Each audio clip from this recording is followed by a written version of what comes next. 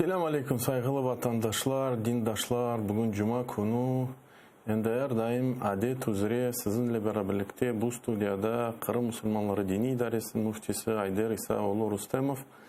Hepinizi selamlayayım. Allah subhanahu teala hepinizden yapkan dualarınızı, yapkan ibadetlerinizi bu mübarek günde kabul makbul eylesin. İnşallah gelecek de cumalara da yetiştirsin. Dini yayınınızda seyretesiniz. Bugünkü mevzumuz kıyamet günü mukaddeme. Kıyamet günü bağlanan bir mevzudur. Onun için mukaddeme. Ba'da auzu billahi mineşşeytanirracim. Bismillahirrahmanirrahim. Rabbi şrah li sadri ve yessir li emri ve hlul ukdeten min lisani deb duadan başlayık. Biz aslında bu mevzunu müzakere etmeye başladık. Geçen yayınlarda gayb mevzularda az buçuk onu müzakere ettik ve kaydettik ki kıyamet günü muhakkak ve muhakkak yakındır ve ayettik ki çok sahabeler hatta Peygamberimiz Muhammed sallallahu aleyhi ve sellem hayatında çok meraklanaydı ne zaman ve çok soraydılar Peygamberimizden aleyhisselam ne zaman olacağını ve bütün metinler bu hususta olsun Kur'an-ı Kerim'deki ayetler ya da hadisler yani Peygamberimizin Muhammed sallallahu aleyhi ve sellem sözleri tek işaretler bizge izah ete, açıklay. Tek işaretler ve hatta bile bir hadisede geçe Peygamberimiz aleyhisselam birazcık sınırlandı. Çünkü her daim soraydılar ne zaman olacağını ve ayette ki bu soran kişi yani ne zaman kıyamet günü olacağını onun kıyameti bu çocuk yanında bir bala idi, bir evlat vardı. Kart olmazdan evi onun için gelecek. Yani ne demek istedi Peygamberimiz aleyhisselam? Bizim için her daim kıyamet günü ölümden gele. Ve bu küçük bir kıyamet. Onu müzakere ettik. Ama neyse hakiki kıyamet günü yani hesap günü hakkında müzakere edeceğiz. Ama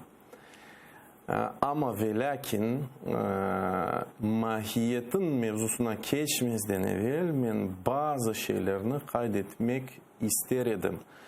Ve bu nedir bu? Bu ne faydalarını biz aslında böyle türlü mevzudan biz alamaz. Müminler, o Müslümanlar. Yani ne için Allahu Teala ve Peygamberimiz Aleyhisselam bizge bu ilimni, bu bilgilerini verdi. Faydası ve hikmeti kanda saklanır. İşte geliniz bunu anlamaya tırışıyık. Birinciden biz ayttık ki gayb meseleler mühim her bir Müslüman için mühimdir ve bu imanımızın bir parçasıdır. Bu bölünmemiz bir parçasıdır. Zalikel kitabu la rayba fi. O kitapta hiçbir şüphe yoktur. Mesela Allah subhanahu teala buyuruyor. Bu birinciden. Yani demek ki bu bilgilerde iman meselesi var. Ve bu bilgilerini bilmek ve anlamak imanımızdır. O pek mühim bir aslında bir nokta. İkinci nokta. Resulullah sallallahu aleyhi ve sellem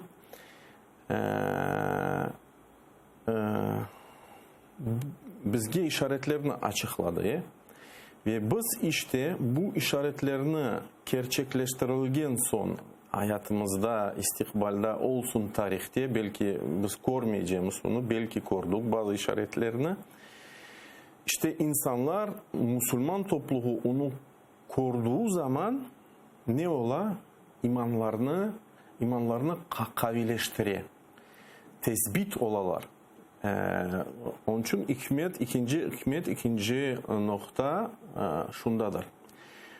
Üçüncü nokta, Resulullah sallallahu aleyhi ve sellem her daim öz talebelerini yani sahabelerini Rıdvanullahi aleyhim her daim hayır yollarına çevre edi, hayır yollarını göstere edi ve aksine şer ve fitneden saklamaya tırışa edi. tenbihleydi. Ve bu hususta meraklı bir hadis alalım, geçelim. Abdullah bin Amr onu ayta. Bir sefer biz Peygamberimiz aleyhisselam ile yolda edik. Bizden birisi hayvanlardan uğraşaydı. Bazıları oklarla uğraşaydı. Oklarını ataydı. İşte bu anda bir insan çağırdı. As-salatu cami'a. Cemaat namazı deyip bir insan çağırdı. Bütün insanlar yani sahabeler Peygamberimizin sallallahu aleyhi ve sellem yanına toplandı. Sonra Resulullah böyle müracaat etti onlara ve ayıttı. Sizden başka olan ya da menden evvel kelgen peygamberler daha doğrusu eğer bir peygamber için vacibi edi öz ümmetine hayır yollarını göstermeye ve hayır yollarının aldırmaya ve onlarını inzar etmeye yani tenbihlemeye şerden tam aksinden. Sonra Resulullah sallallahu aleyhi ve sellem anlata ne olacağını, bu ümmetin, onların sahabelerin ne olacağını anlata ve dikkat çekkenimiz nokta bundadır. Ve Resulullah sallallahu aleyhi ve sellem ayta ki وَاِنَّ اُمَّتُكُمْ هَذِهِ جُعْلَ عَافِيَتَهَا فِي أَوَّلَهِ Sizin bu ümmetiniz afiyeti yani sağlam olan durumu ilk etaplarda olacak. وَسَيُصِيبُ آخِرُهَا بَلَاءً Ama son etaplarda yani son nesillerde bela düşecek yani bizim ümmetimiz için. وَاُمُورٌ تُنْكِرُونَهَا Ve böyle bir şeyler olacak. Sonraki nesiller onlarını red edecekler, inkar edecekler. وَتَجِئُ فِتْنَةٌ يُرَقِّقُ بَعْضُهَا بَعْضًا Ve fitne üzerinden gelecek ve gelecek fitne ondan evveldeki fitneyi ufak ya da tüfek olganı gösterecek. وَتَجِئُ الْفِتْنَةُ فَيَقُولُ الْمُؤْمِنُ Ve gelecek fitne ve mümin aytacak ki hâzihi muhlikati yani o kadar çok fitneler olacak ki bir fitne gelecek, ikinci fitne gelecek, insanlar için ağır olacak ama gelecek fitneler olgan fitnelerini az buçuk korunacak. Ve böyle bir fitneler gelecek ki mümin aytacak, Müslüman aytacak bu fitne artık beni öldürecek. ثم تنكش ama o fitne gidecek. وَتَجِئُ الْفِتْنَةُ فَيَقُولُ هَذِهِ Sonra gene de fitne gelecek ve mümin olan insan aytacak yok mutlaka bu fitne beni öldürecek ya da helak edecek. فَمَنْ أَحَبَّ أَنْ يُزَحْزِحَ عَنِ النَّارِ وَيَدْخُلُ الْجَنَّةَ فَلْتَأْتِهِ مَنِيتُهُ وَهُوَ يُؤْمِنْ بِاللّٰهِ وَالْيَوْمِ الْآخِرِ Eğer de sizden birisi ateşten, cehennemden uzaklaşmaya istese ve cennetke girmeye istese olsun öyle ki onun ölümü ona gelgende, eceli gelgende muhakkak bu insan Allah'a iman etsin ve gelecek kıyamet gününe ve hesap gününe iman etsin. وَلَأْتِي لَنَّاسِ الَّذ۪ي يُحِبُّ أَنْ يُؤْتَ اِلَيْهِ Ve insanların karşısına öyle davransın ki nasıl özüne davranış görmeyi ister edi. وَمَنْ بَايَعَ اِمَامًا فَاَعْتَاهُ صَفْقَةَ يَدِهِ وَثَمَرَةَ قَلْبِ فَلْيُطِعْهُ اِنْ اسْتَطَعَ Ve eğer sizden birisi imamğa biat verse ve ona itaat etsin ne kadar kudreti olsa. فَاِنْ جَاءَ آخِرٌ يُنَزِعُهُ فَضْرِبُ عُنُقَ الْآخِرِ Ve ilahire. Hadis aslında uzundur.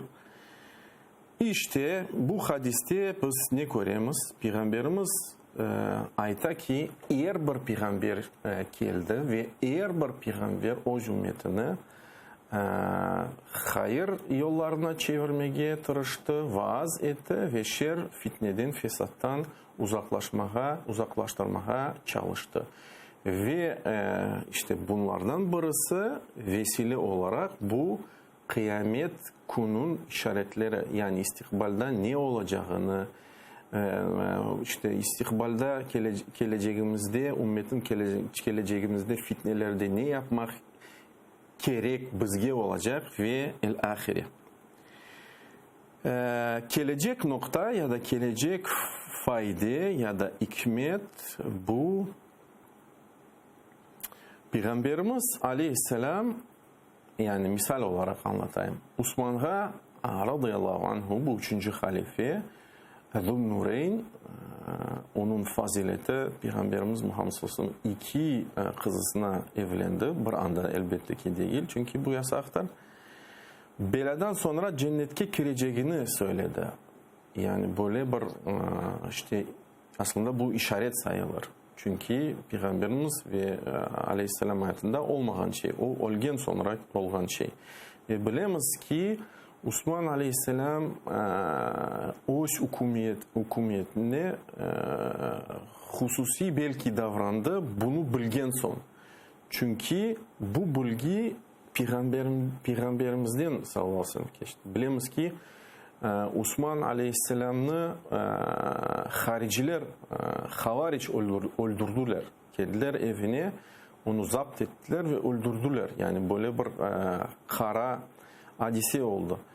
Ve Osman Aleyhisselam hiç karşılık göstermedi. Ama imkanı var idi bu insanlarını çevirmeye, yani kuvvetle toktatmaya imkanı var idi. Çünkü hükümdarlık elindeydi. Ne için öyle davrandı? Belki de Peygamberimiz Muhammed sallallahu aleyhi ve sellem ona bu bilgini bağışlayan son. Ya da mesela başka sahabe Ammar radıyallahu anh. Bilemiz ki Resulullah sallallahu aleyhi ve sellem ona anlattı ki onu zalim olan cemaat öldürgenini ve bilemiz ki işte Muaviye ve Ali radıyallahu anhuma arasında kavga çıkanda Ammar Muaviye olan askerlerden tarafından öldürüldü ve böylelikle Müslüman topluluğu anladı ki Ali radıyallahu anhu'dan doğrusu yaptı. Yani Ali radıyallahu anh doğru yolda edi ve ahire.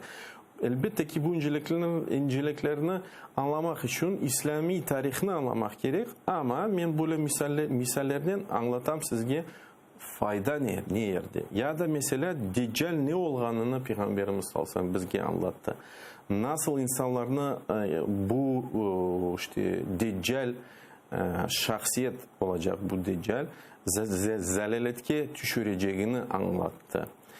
Ve gelecek nokta ya da gelecek fayda bu işte böyle işaretlerde ya da böyle hadislerde Peygamberimiz Aleyhisselatü Vesselam bizge anlatan pratik tarafından Müslümanlar istikbalde ne yapması gerek özel durumda. Mesela Kenne'de misal olarak bilemiz ki Kenne'de Deccal hakkında böyle bilgiler var. Peygamberimiz sallallahu aleyhi ve sellem ayıttı ki o 40 gün bunda kalacağını peyda olgan son. Ve Peygamberimiz ayıttı ki o günlerden birisi 1 yıl gibi olacak, ikinci konusu 1 ay gibi olacak, üçüncü konu 1 hafta gibi olacak ve kalan günleri adi sizlerinin günlerine benzeyen günleri gibi olacak. Ve işte sahabeler Peygamberimizin sallallahu aleyhi ve sellem böyle işitken son sözlerini meraklandılar ve soradılar. Ya Resulullah, biz bu günlerde adi 5 vakit namazlarını mı kılayık deyip sordular. Çünkü aslında mantıklı bir sual. Ve işte bakınız Resulullah sallallahu aleyhi ve sellem ayıttı ki yok. Siz bu müddetini nispeten ölçüp ona göre yapınız.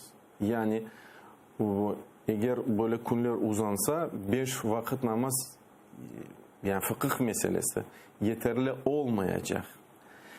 Bu misal olarak bunu ulemalar bizge anlata kitaplarda, bu aslında bilgiler müzakere edildi evvel ezelden ve dini kitaplarında tefsilatlıca anlatıldı.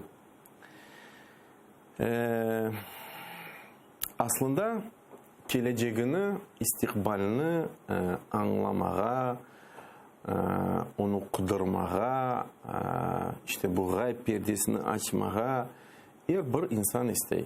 Yani bu insanın fıtratında vardır. Onun için ben belirlesem falcılar var, ya da bile halkımızda böyle yanlış bir adet var, fal bakmağa, fal etmeye ve lahire. Ya da kainçilerge gitmege, kainçiler ya da kainler bu предсказатели ya da gadalki ve lahire. Onlarga barmağa, bir şey öğrenmege, bilemiz ki bunlar hepsi yasaktır. İşte ama bunda işaret nege etmege isteyeyim ya da dikkatinizi çekmege isteyeyim. Bu insanın fıtratıdır, yani tabiatıdır. Yani onu istey. Ve işte Allah'ın Subhanahu Teala hikmeti, İşte madem bu insanın tabiatında var ve fitratında var, meşru zakonlu yani olgan sınırlarında Allahu Teala ve onun Resulü bizge bu bilgilerini bağışlay. Yani bere böyle metinlerde, ayetlerde, hadislerde kıyamet gününün işaretlerinin hakkında ne olacağını, nasıl hadiseler olacağını ama sınırlı bir miktarda yani gayb perdesini birazcık açay bu tabiatın isteğini kapatmak için. Aslında meraklı bir şey. Buna elbette ki ulemalar kaydete bunu. Mesela İbn Haldun o kitabısında mukaddeme meşhur bir kitap. Bunu tarif etti. Şimdi ise ulemalar kıyamet günün işaretlerini içtihat olarak bölerler, taksim ederler. Bazılar di kıyamet günü işaretleri büyüğü var ve küçüğü var. Bazıları di büyüğü var ve ortası var ve küçüğü var. Ve başka içtihatlar var bu hususta. Bazıları başka türlü onu bölerler ve ona geleceğimiz.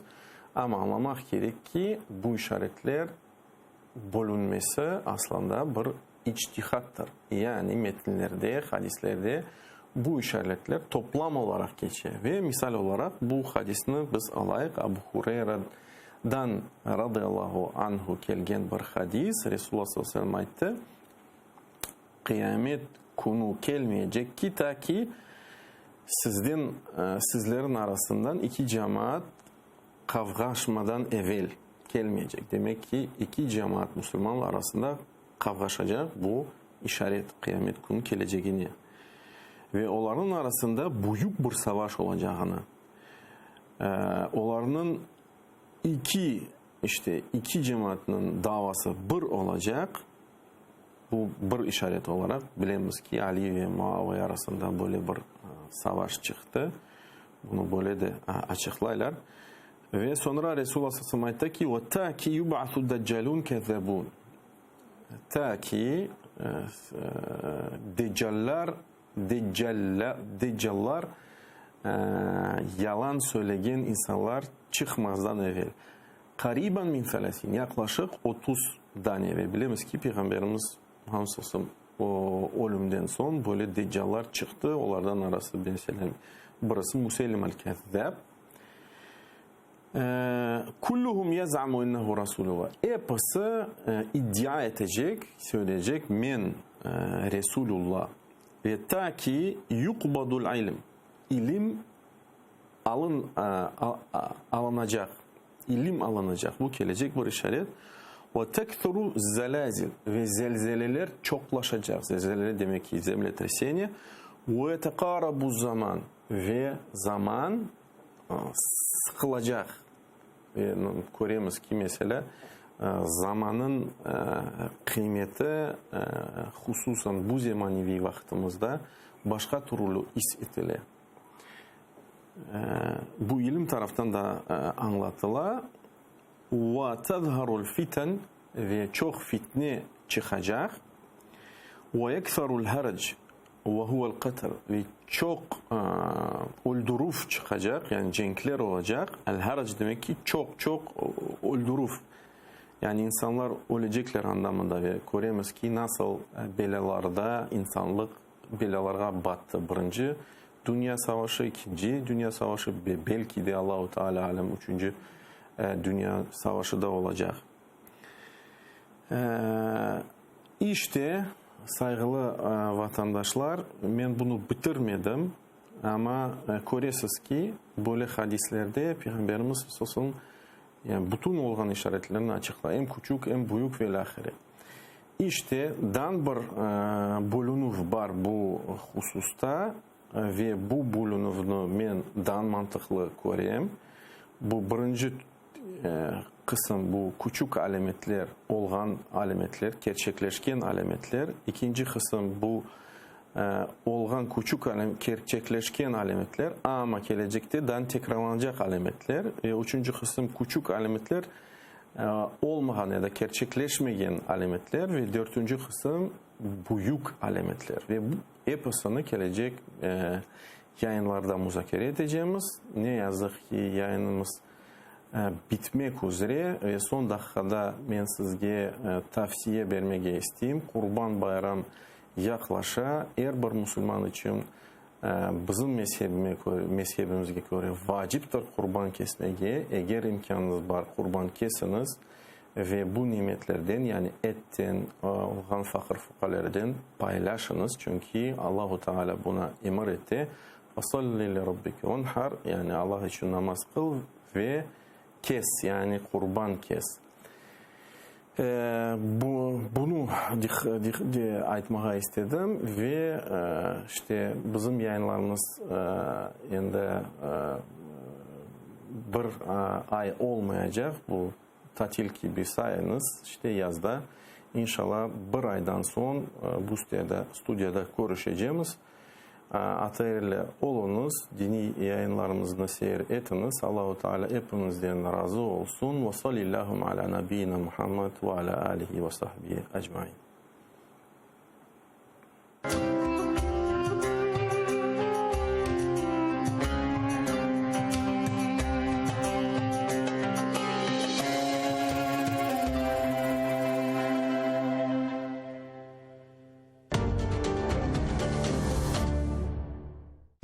Сьогодні у Prime Ference